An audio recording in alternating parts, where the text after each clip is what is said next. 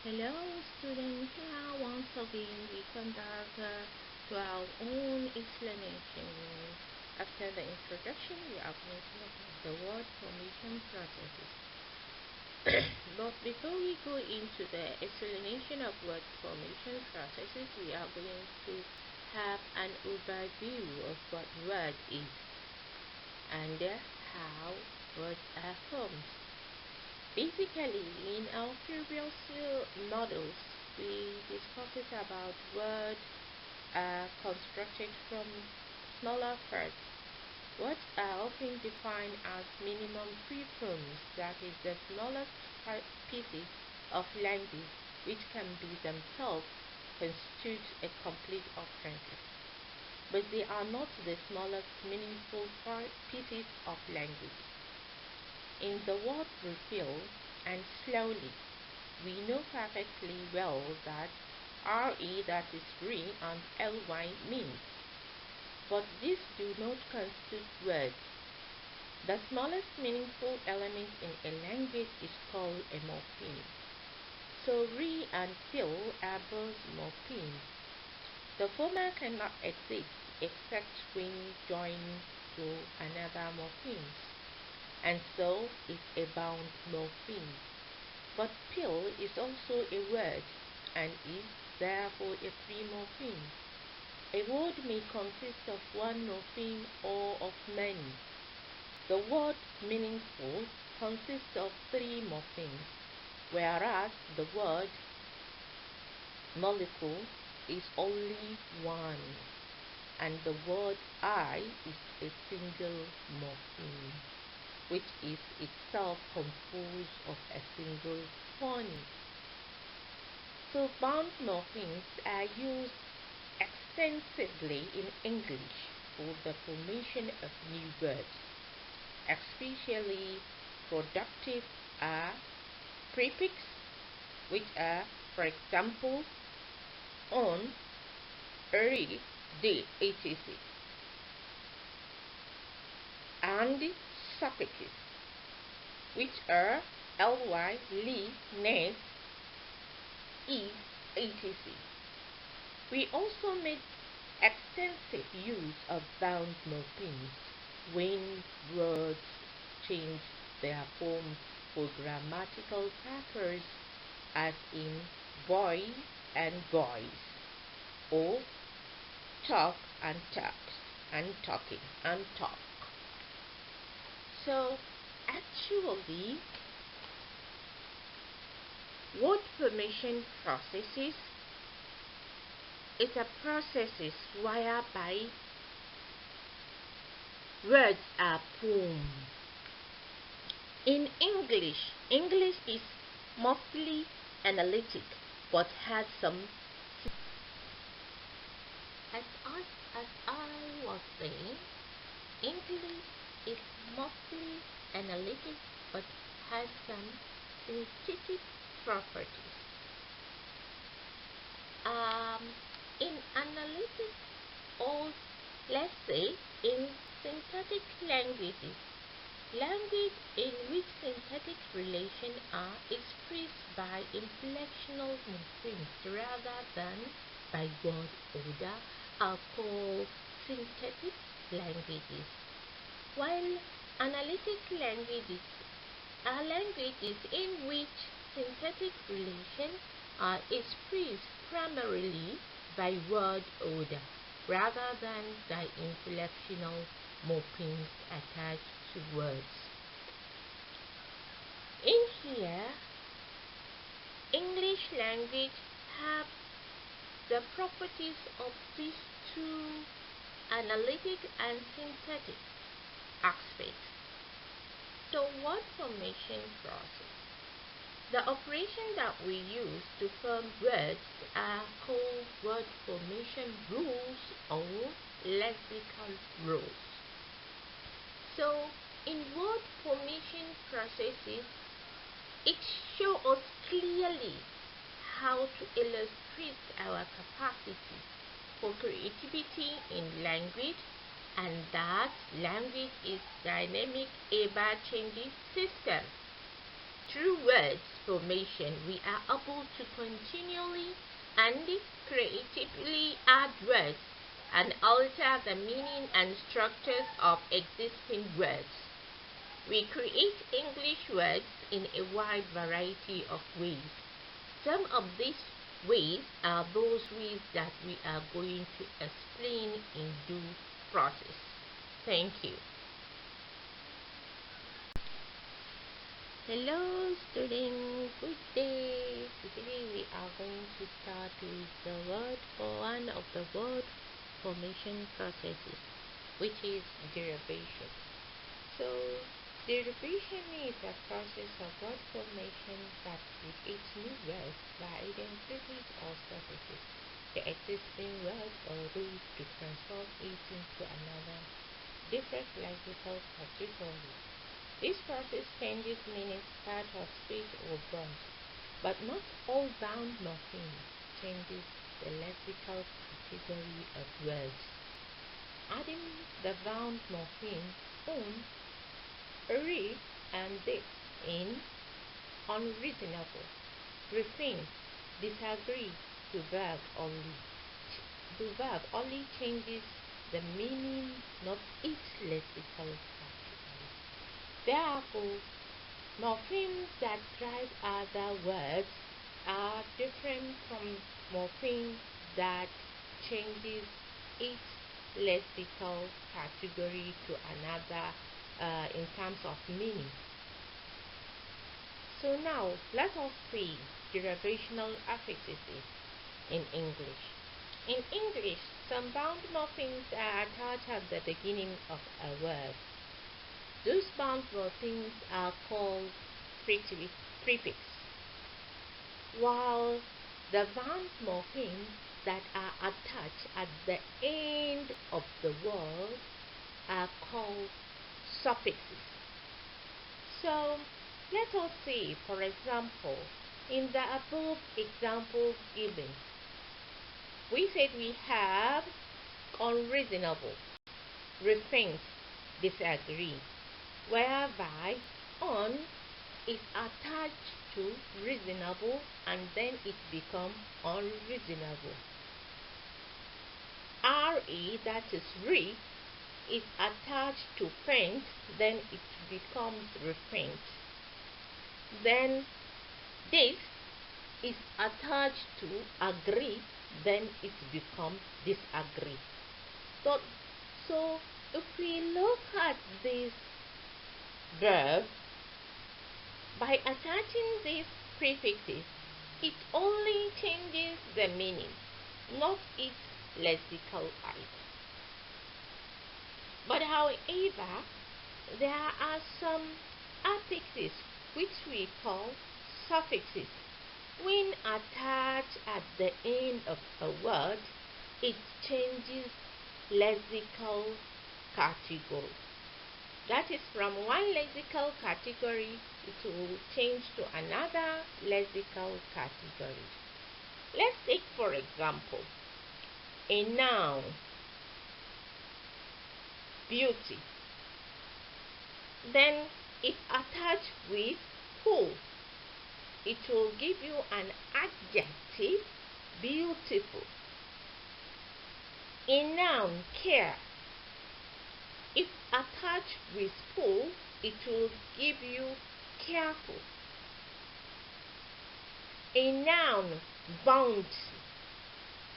If attached with full, it will give you bountiful. So we can see that noun changes from noun while attached with suffix full to an adjective. The same thing, we have so many different lexical categories that are attached with suffixes and then changes the lexical category to another. For example, adjective, sweet. When attached with ly, then it will give you an adverb, sweetly. Then the same thing, we have we have slowly, because the adjective slow, when attached with ly, it will give you slowly, which is adverb. The same thing with verb, if attached with meant, then it will give you another lexical category, which is noun, as in establishment, advancement. However, we can see a place whereby an adjective, if attached with en as a suffix, it will give you a verb. For example, in darken, sweeten, brighten, etc. All these are example of derivation. Thank you. However, having examined the derivational articles to words, actually there are some aspects of inflectional articles, but we know that within how we attach derivational articles to words or do to derive new words, most derivational suffixes have the effect of changing the synthetic category or part of speech of a word, as explained earlier. Now we are going to look at the concept of inflectional affixes. Inflectional affixes is an affix that adds grammatical information to an existing word. Therefore, inflectional affixes do not change the category of the word to which they attach, nor do they create new dictionary meaning. Rather, these affixes expresses grammatical information, that is, information about case, tense, aspect,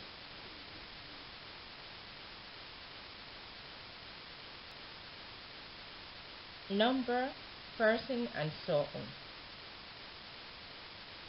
rather than changing it. So English has what sometimes called a poor or weak inflectional system. This means that English has relatively little inflectional morphology compared to languages that have morphologically rich systems that morphologically expresses case, gender, number, tense, and other grammatical relationships in productive ways. English has only 8 inflectional affixes, like in possessive, leaves book, in plural, like 6 books, in third person singular, like Garba works, in past tense, like John worked,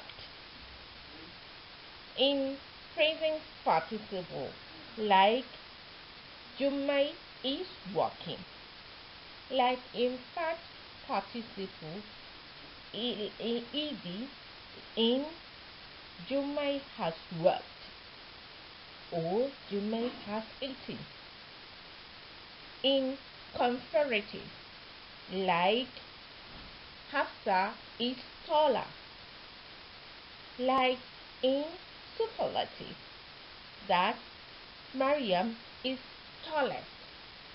So all these are examples, if we can see, in English, noun, verb, adjective, and adverb all often close of close all often classes of words take inflectional affixes.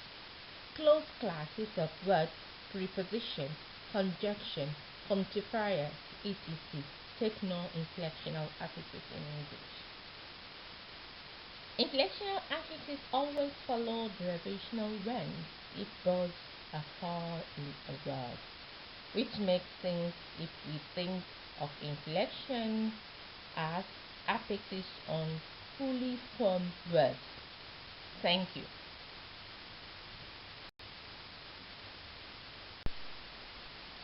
Hello students, good morning. Today we are going to look at confounding. One very common way to form new English words is by confounding. A confound is formed when two or more words behave as a single word. English speakers know, for example, that blackbird in the sentence "I saw a blackbird" differs from the meaning of blackbird in "I saw a blackbird."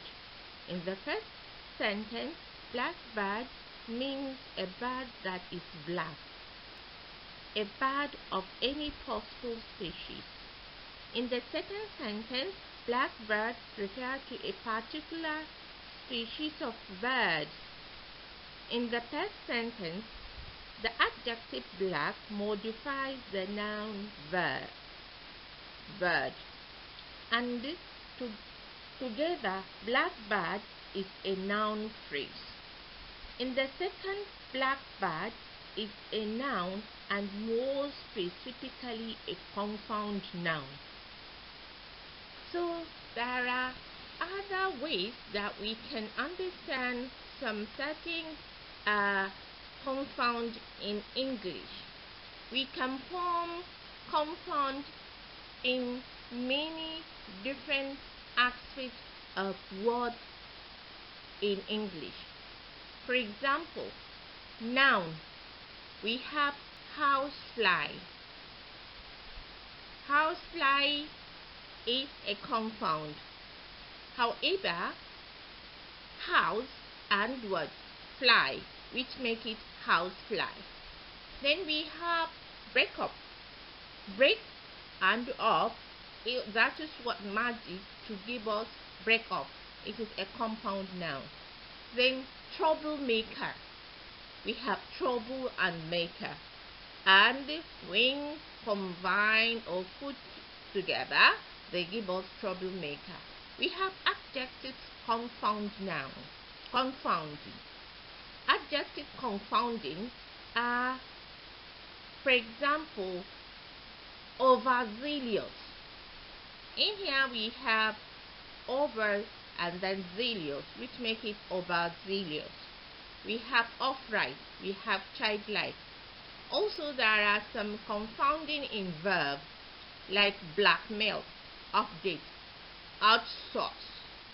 All are confounding.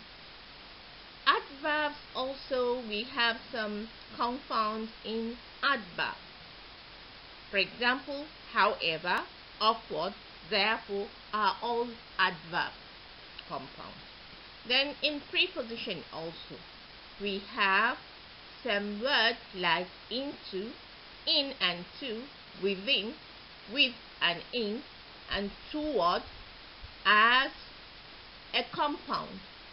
So compounding can function in so many different parts of speech. Thank you. Hello students, today we are going to continue with word formation process. The word formation process of today is blending and conversion. Blending are words made from putting part of two words together. Therefore, blending is a way of putting part of words together to form a word. Blends are words created by combining usually the first sound of one word with the final sound of another word, and sometimes are called portmanteau. For example, motel, motor and hotel.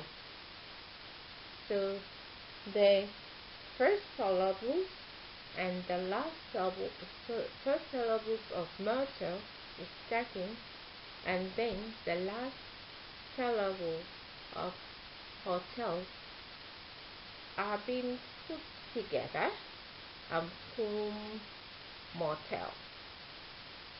The same thing with transistor, transfer and resistor. Here, the first syllables of transfer is taken and then merged with the last syllables of resistor, that is stir, and then it becomes transistor. However, blog, the first syllable of web is deleted and long is merged with the last sound b, and it becomes blog. So there are so many different examples of these blending in terms of how some part of words are being merged together to form a new word. Apart from blending, we have conversion. Conversion is a change of a word category to another category without changing the form or synthetic category of the word. Sometimes conversion is called functional shift. Some conversion include a change in stress, but not always.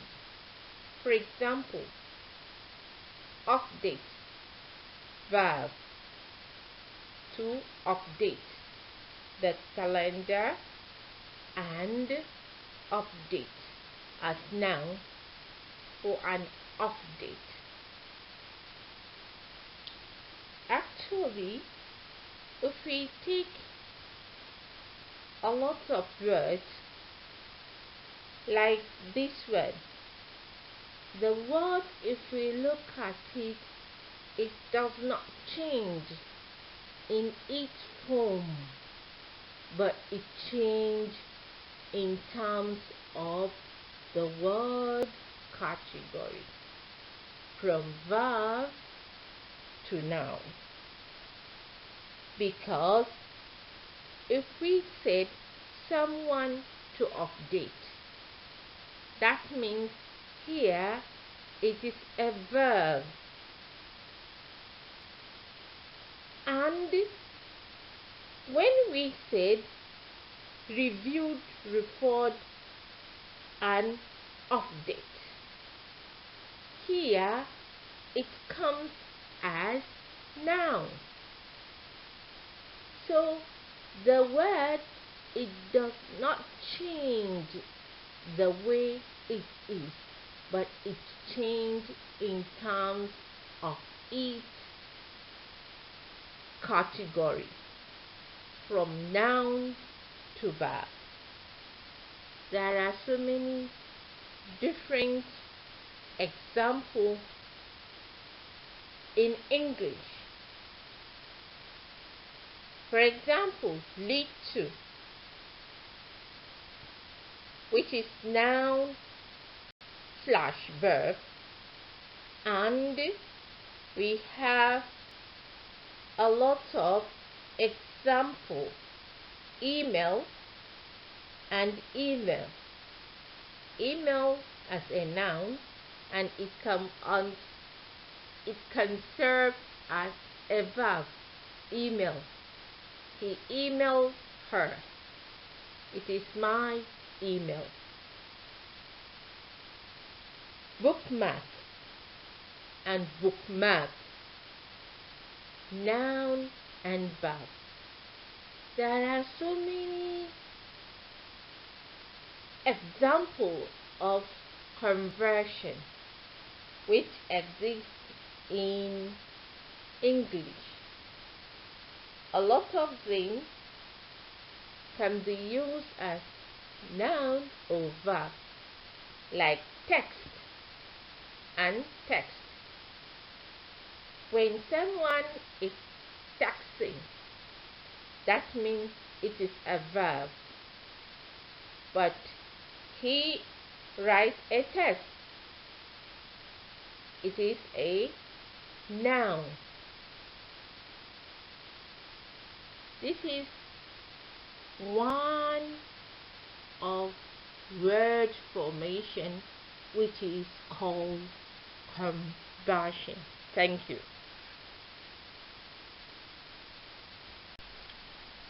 Good morning, students. Today we are going to continue with word formation process. We have acronyms, clippings, eponyms, and retronyms. Acronyms are abbreviations that can be formed in two ways. First, words can be formed from initial letters of each part of the compound word or phrase, and then pronounced as the word they become, like NASA and SARS. NASA means National Aeronautic and Space Administration, while SARS means Severe Acute Respiratory Syndrome. So these are examples of acronyms. Apart from that, we have clipping. Clipping is a process of making a word by omitting syllables in an existing word. For example, pantalon to become pant, brother to become bro, mathematics to become maths. So these are examples of clipping in English. Apart from that, we have eponyms. Eponyms are words from names of usually famous people, and the word meaning relates to something specific about them or their experience. Let's consider one of these names, like for example, the Pythagorean theory, a geometric equation named for the Greek mathematician Pythagoras. The system of Braille used for the blind name for Frenchman Louis Braille, who invented it. Morse code, a communication system invented by Samuel Morse for use with the telegraph. From names, even if we are not certain of their origin, Ehrlich-Reyes syndrome, Orwelling, but others are less so, like for example, algorithm, bloomers, Beethoven, and saxophone are all words that come from names. Acronyms also come from brand name. For example, many of us refer to tissue of any brand as Clinic, an original facial tissue brand name, to any petroleum jelly as Vaseline, to all cotton swab as Q-Tips, and to all MP players as iPads. All these are examples of eponyms. Apart from that, we have retronyms. Retronyms are types of word formation that are coined and create a name for something to differentiate it from with original words, from or more recent from the version of the old one. For example, acoustic guitar with digital guitar, analog watch with digital watch, analog camera with digital camera. So all these are examples of recurrence. Thank you. Good morning, students. It is quite a time that now we have finished with the word formation process. Now we are going to look at the second aspect of grammar 2, which is sentence structure and function. As we all know, sentence is a unit of language that expresses a complete sentence or thought, idea or statement, which consists of a group of words that follow grammatical rules of the language and convey meaning. A sentence expresses a full idea or message. It also follows rules of syntax, including subject-verb agreement and word order of a language. Sentences are marked by punctuations, such as question mark, full stop, and exclamation mark. So if you know that sentence is part of each and every day that we use, no language can exist without sentence, and a sentence must have a grammatical rule of each language. Sentence must be meaningful, because if sentence is meaningless, that means it will not convey the meaning or the idea or the statement which consists in that sentence. So actually, sentence is part of what we use each and every day. There are many types of sentences in English.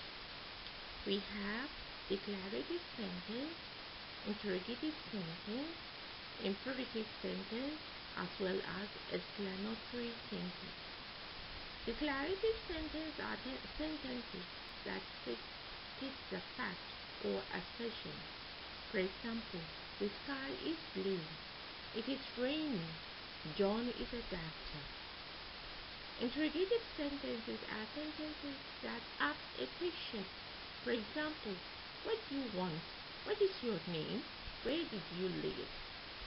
However, imperative sentences are sentences that give command or instruction. For example, close the door. Give me that pencil. Come here and sit. Then, exclamatory sentences are expressions which show strong emotion or emphasis. For example, oh, it is so lovely. Oh, what a beautiful day. Oh, I'm so excited. All these are examples of exclamatory sentences. Now we know what sentence is and the types of sentences in English. Thank you.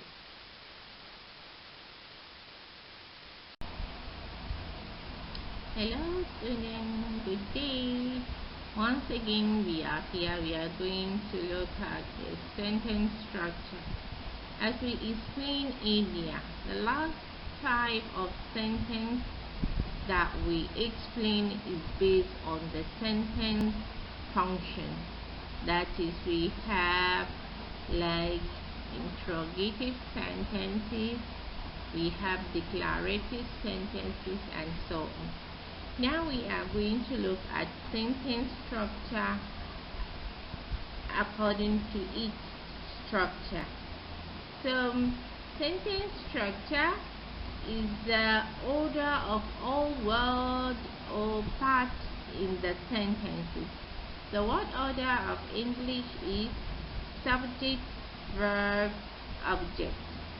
Therefore, we are going to look at how this sentence structure is. We have basic part of sentences. These basic part of sentences are subject and verb. A verb is an action word, while the subject is a noun that does the action. For example, the boy kicked the ball. Here we have both subject, verb, and the object. In this sentence, the boy is the subject, kick is the verb, while the ball is the object, which is noun. However, the boy is a noun phrase consists of determiner and noun.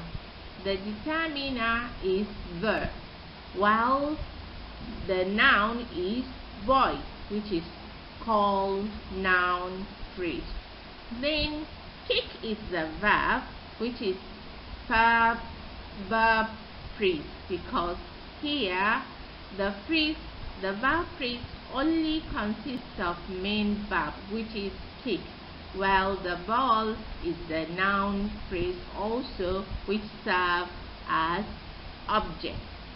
So the full sentence structure grammatical rules are: the first letter of a sentence must be in capital.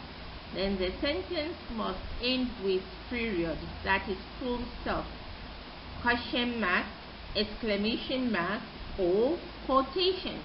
Then the word order must be subject, verb, object, that is in English. There must be subject, verb agreement when we are talking about sentence structure. Therefore, sentence structure is very easy for someone to understand how sentence structure works in English. Thank you.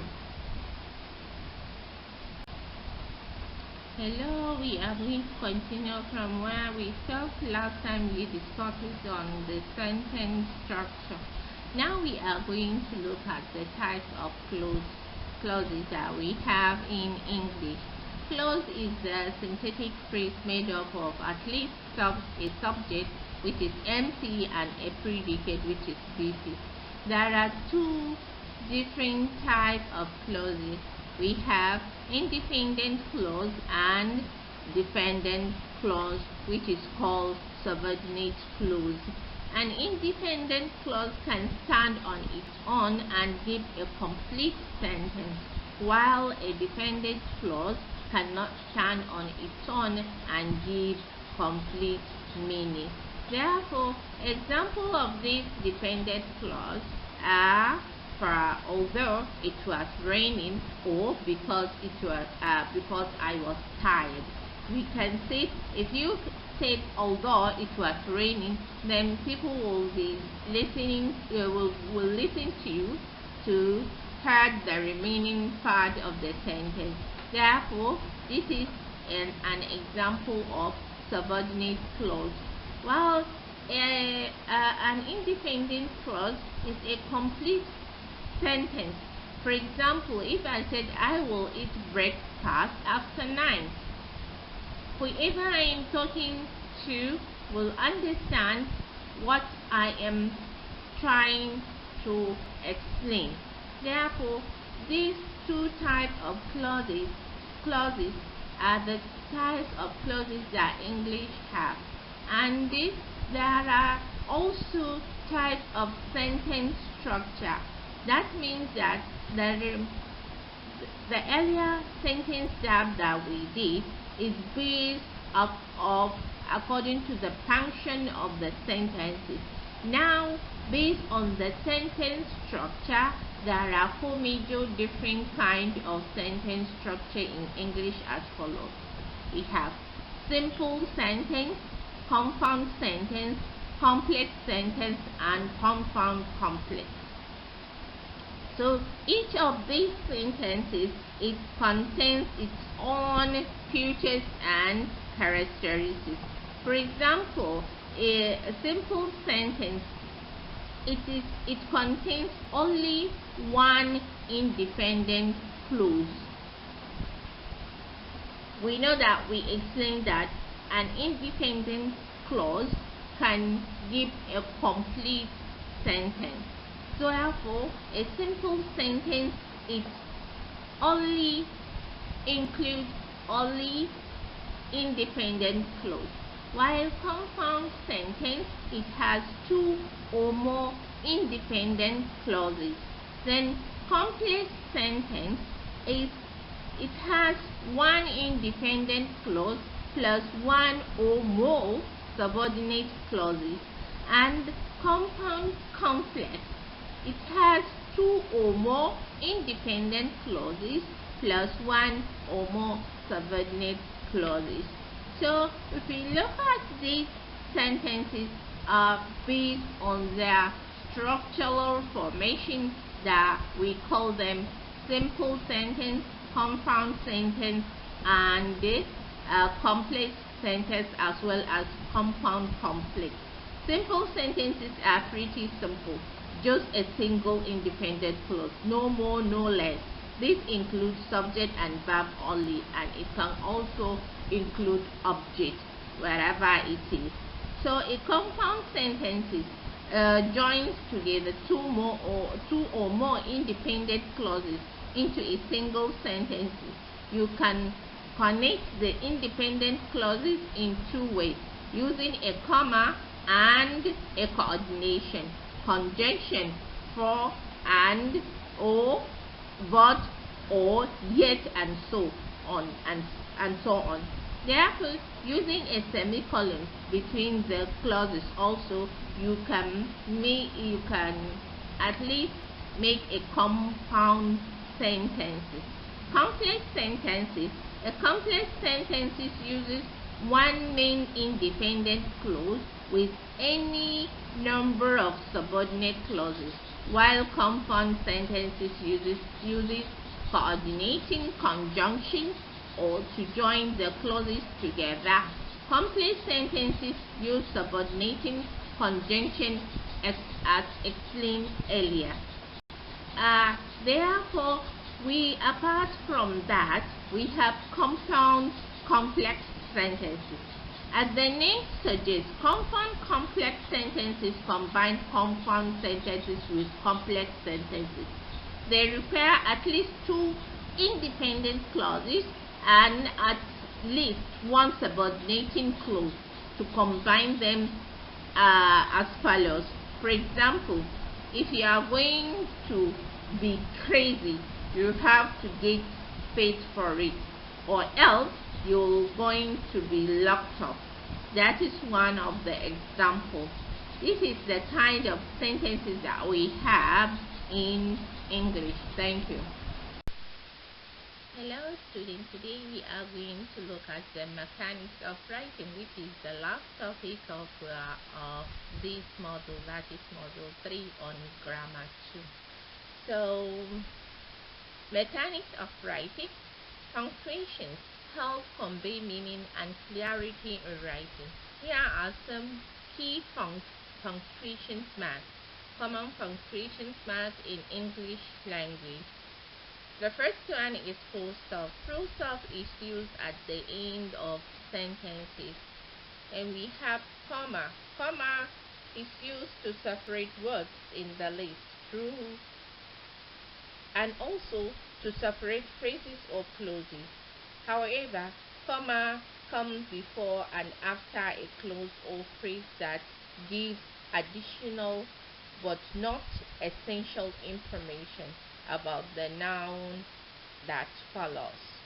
However, comma is used to separate main clauses, especially long ones, linked by conjunction such as and, as, but, for, etc. However, comma is used to separate an introductory word or phrases, or an adverb or adverbial phrases that applies to the whole sentence from the rest of the sentences. Comma also can be used to separate a tagged question from the rest of the sentence. However, it is used before or after he said when writing down conversation.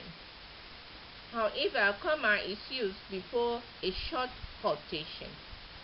Then the third one is column. Column is used to introduce a list of items. It is also used in informal writing before a clause or phrase that gives more information about the main clause. However, column is used to introduce a quotation which may be indented. Apart from column, we have semicolon. Semicolon is used instead of a comma to separate parts of a sentence that already contain commas. It is also used in informal writing to separate two main clauses, especially those not joined by conjunction. Then we have question mark. Question mark is used at the end of a direct question, especially with the date to express doubt. Apart from question mark, we have exclamation mark. Exclamation mark at the end of a sentence expresses surprise. And in formal written English, you can use more than one exclamation mark or an exclamation mark and question mark. Apart from that, we have apostrophe. Apostrophe is used when used with S to indicate that a thing or a person belongs to somebody. In short form, it indicates that letters or figures have been omitted.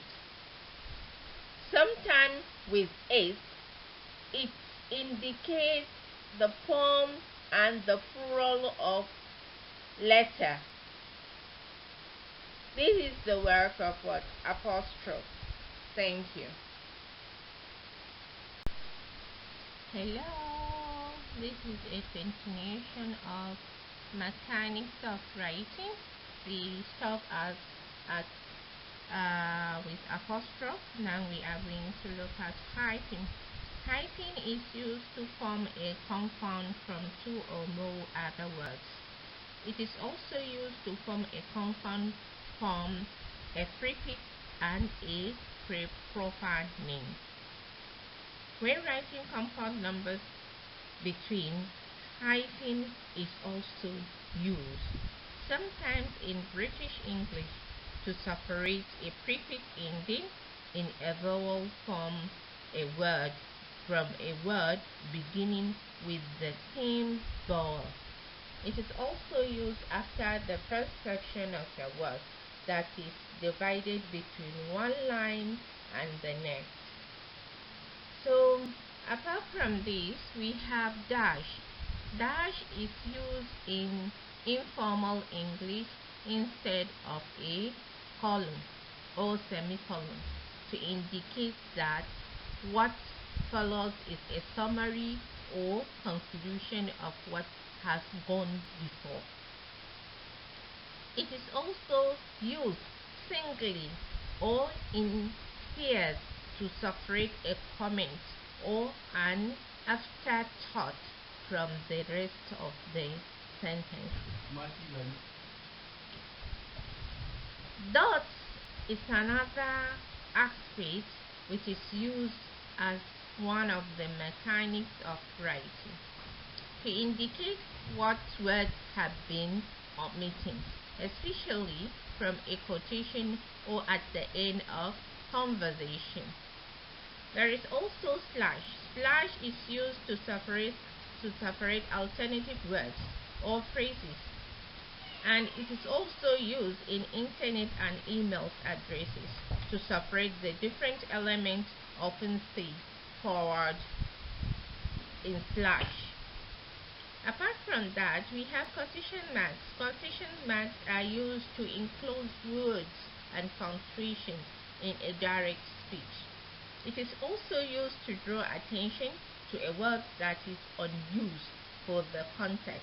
For example, a slang expression, or to a word that is being used for special effect, such as irony. Quotation marks also is used around short quotations or sayings. It is also used in American English. Double quotation marks are used sometimes. Apart from that, we have brackets. Brackets are used to separate extra information or a comment from the rest of a sentence. It is also used to enclose cross-references. However, brackets are used around numbers or letters in a text. Apart from that, we have square brackets. Square brackets are used around words inserted to make a quotation grammatically correct. Apart from that, there is use of italics. The use of italics is sometimes used in a process whereby we want to show emphasis. Sometimes it is used to indicate the title of book, play, etc. And also it is used for foreign words or phrases. Then we have quoting conversation. In quoting conversation, when you write down a conversation, you normally begin a new paragraph for each new speaker. Quotation marks enclose the words spoken, while double quotation marks are used to indicate direct speech being quoted by somebody else within direct speech. So therefore, in this aspect, quoting conversation is used when the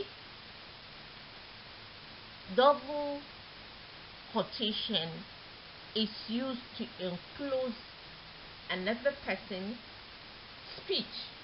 Then that means we have quoting conversation.